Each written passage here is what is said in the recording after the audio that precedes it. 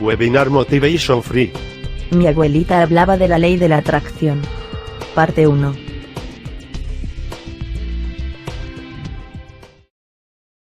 Hola amigos, soy Damián Llorio, escritor y productor de www.sololife.com y también soy productor de Motivation Development Product. Hoy quiero presentarle en nuestra línea de conferencias, de webinar conferencias libres de motivación. Mi abuelita hablaba de la ley de la atracción. Primera llamada.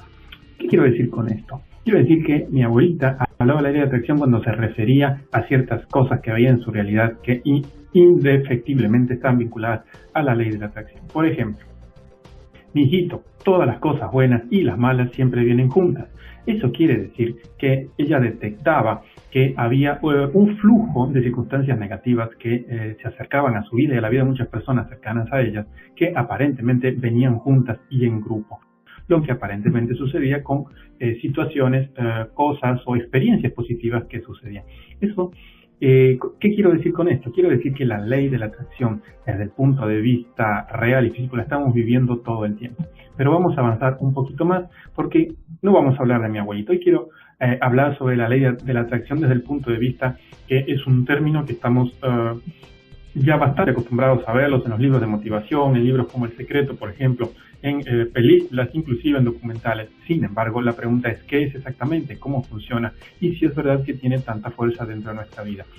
Como ustedes saben, estoy dedicado a esta actividad desde hace más de 15 años y es muy importante que entendamos que si queremos tener éxito en la vida, tenemos que entender qué tipo de leyes, qué tipo de reglamento funciona alrededor de nuestra vida para poder vivir una vida con éxito y poder vencer las circunstancias negativas que se nos puedan presentar.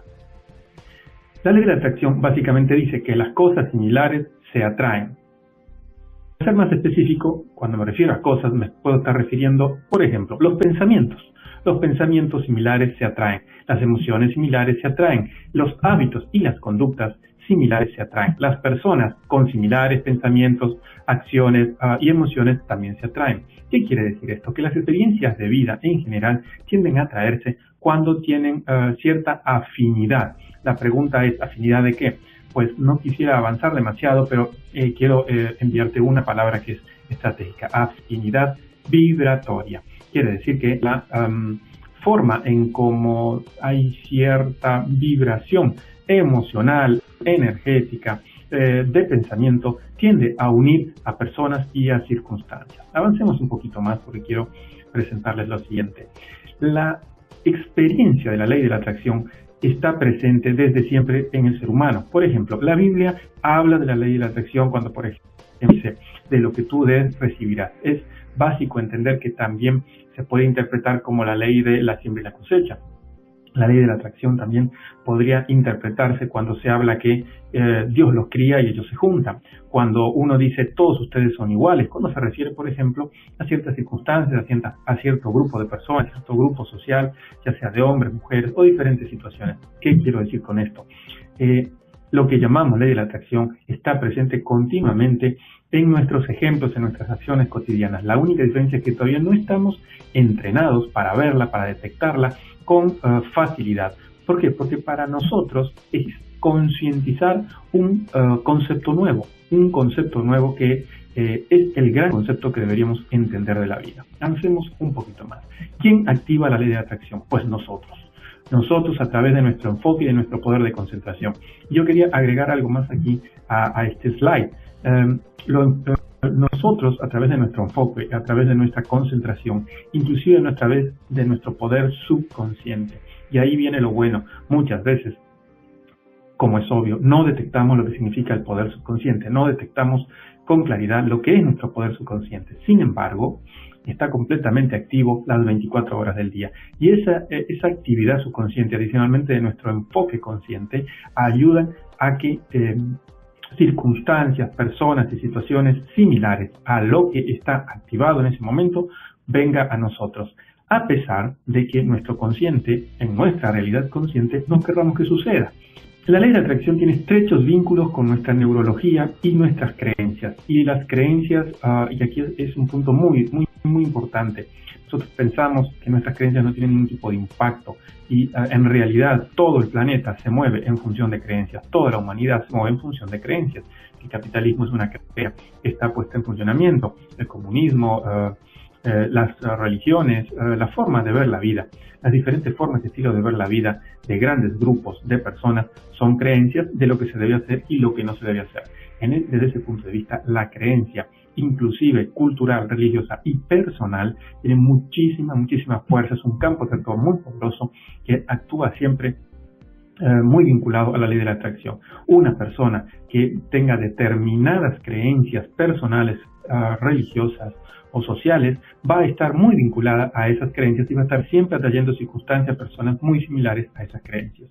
Yo les invito a que estudien, revisen o chequen, ya sea en el internet o lo compren, el libro vinculado a el poder, se llama La fuerza contra el poder, que es del doctor Anthony Hopkins, y él habla mucho sobre los campos atractores. Es un excelente trabajo donde se presenta muy claramente el tema del poder atractor, donde se puede manifestar todo esto en la cultura. Por ejemplo, es muy claro entender cuáles son los tipos de circunstancias que atraemos cuando vemos, por ejemplo, las películas comunes, en los noticieros, en las telenovelas, con que nosotros veamos 2 o 3 horas, o 1 hora o 2 horas diarias de noticieros, telenovelas, escuchemos ciertos programas de radio y nos mantengamos informados, entre comillas, vamos a tener al año más de 700, 800 horas de programación vinculadas a que, bueno, fíjate de qué se tratan los noticieros y las telenovelas.